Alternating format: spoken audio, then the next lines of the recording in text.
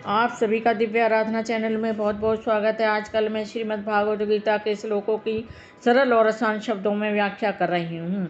हमारे सनातन धर्म के अनुसार वैसे तो बहुत सारे धर्म ग्रंथ हैं, परंतु उन सब का अध्ययन करना, पठन पाठन करना इतना आसान नहीं है। लेकिन दो ग्रंथ ऐसे भी हैं जो हिंदू ग्रंथों में अपना बहुत ही महत्वपूर्ण स्थान रखते हैं। सामान्य से सामान्य व्यक्ति भी इनको पढ़ सकता है और अपने जीवन में इनको धारण करके अपने जीवन का उद्धार कर सकता है। मैं आपको बता दूं, ये दो महान ग्रंथ कौन कौन से हैं। एक है श्री रामचरितमानस, दूसरा है श्रीमद् भागवत गीता। ये दोनों ग्रंथ सनातन धर्म में अपना विशेष महत्व रखते हैं। आजकल मैं श्रीमद् भागवत गीता के श्लोकों की सरल और आसान शब्दों में व्याख्या कर रही हूँ।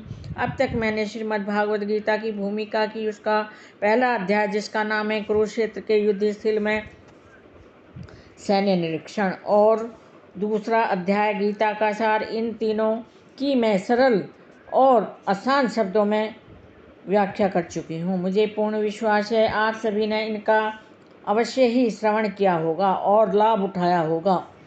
अब आगे मैं श्रीमद् भागवत गीता का तीसरा अध्याय जिसका नाम है कर्मयोग, जो गीता का बहुत ही महत्वपूर्ण अध्याय माना जाता है, क्योंकि हमारे जीवन में कर्म को बहुत ही महत्वपूर्ण स्थान दिया गया है। कर्म करना एक प्रधान कर्तव्य माना जाता है। कर्म भी दो प्रकार के माने जाते हैं, एक अच्छे कर्म और दूसरे बुरे कर्म। ये सब तो प्राणी की इच्छा पर निर्भर करता है कि वह किस प्रकार के कर्म करना चाहता है, अच्छे कर्म करना चाहता है या बुरे कर्म करना चाहते हैं।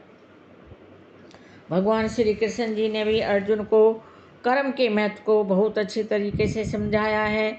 जब कुरुक्षेत्र के युद्ध स्थल में अर्जुन युद्ध नहीं करना चाहता था, तो भगवान श्री कृष्ण जी ने अर्जुन को कर्म के महत्व को बताया। तो मेरी आप सभी से हाथ जोड़कर प्रार्थना है, आप श्रीमद् भागवत गीता के तीसरे अध्याय जिसका नाम है कर्मयोग, उसके श्लोकों की मैं सरल और आसान शब्दों में व्याख्या कर रही हूँ। आप इसका श्रवण अवश्य करें और लाभ उठाएं। वीडियो शुरू करने से पहले आप सभी से मेरी प्रार्थना है, आप मेरे वीडियो को लाइक शेयर सब्सक्राइब अवश्य करें, बेल आइकन भी प्रेस करें जिससे मेरे सभी नोटिफिकेशन आपको मिलते रहें और आप मेरे वीडियो को अंत तक अवश्य देखें। अब शुरू करते हैं आज का वीडियो है श्रीमद् भागवत गीता का तीसरा अध्याय जिसका नाम है कर्मयोग। आज का श्लोक है 22वां। न मे पार्थ अस्ति कर्तव्यम त्रिषु लोकेषु किश्चन न अनवाप्तम अव्याप्त व्ययम वर्तेः एवं च कर्माणि। भगवान श्री कृष्ण जी अर्जुन से कहते हैं, हे कुंती पुत्र, तीनों लोकों में मेरे लिए कोई भी कर्म करना नियत नहीं है। न मुझे किसी वस्तु का अभाव है और न ही मुझे किसी वस्तु की आवश्यकता है। फिर भी मैं सभी नित्य कर्म करने के लिए हमेशा तत्पर रहता हूँ, अर्थात हमेशा तैयार रहता हूँ। परमेश्वर समस्त नियंताओं के नियंता माने जाते हैं और विभिन्न लोकपालकों में सबसे महान भी हैं और सभी उनके अधीन भी हैं।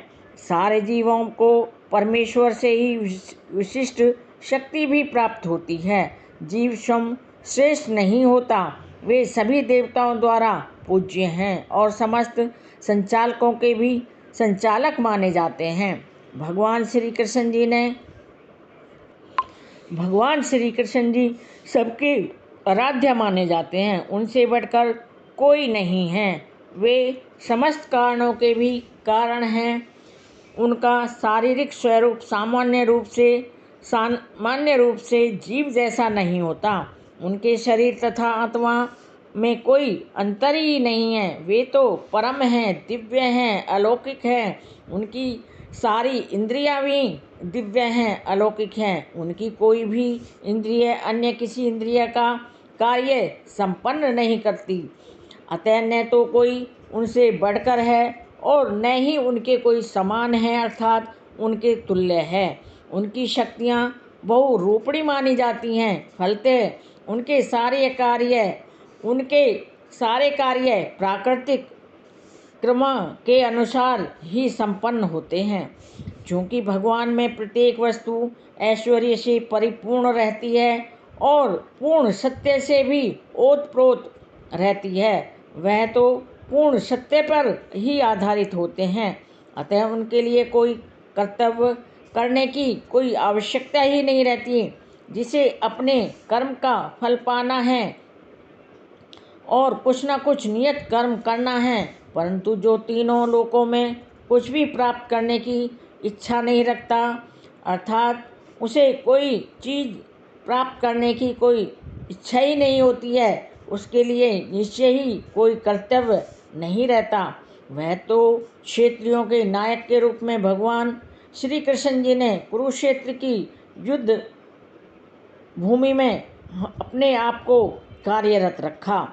कोई क्षत्रियों का धर्म है दीन दुखियों को आश्रय प्रदान करना है, यद्यपि वे सभी शास्त्रों के विधि विधानों से अर्थात सभी धर्म ग्रंथों से ऊपर माने जाते हैं, फिर भी वे ऐसा कुछ भी नहीं करते जो शास्त्रों के अनुकूल ना हो, शास्त्रों के विरुद्ध हो। वे तो हमेशा शास्त्रों का आदर करते हैं, सम्मान करते हैं। यह थी मेरी आज के 22वें श्लोक की सरल और आसान शब्दों में व्याख्या। मेरे वीडियो में अंत तक बने रहने के लिए आप सभी का कोटि कोटि धन्यवाद। नमस्कार।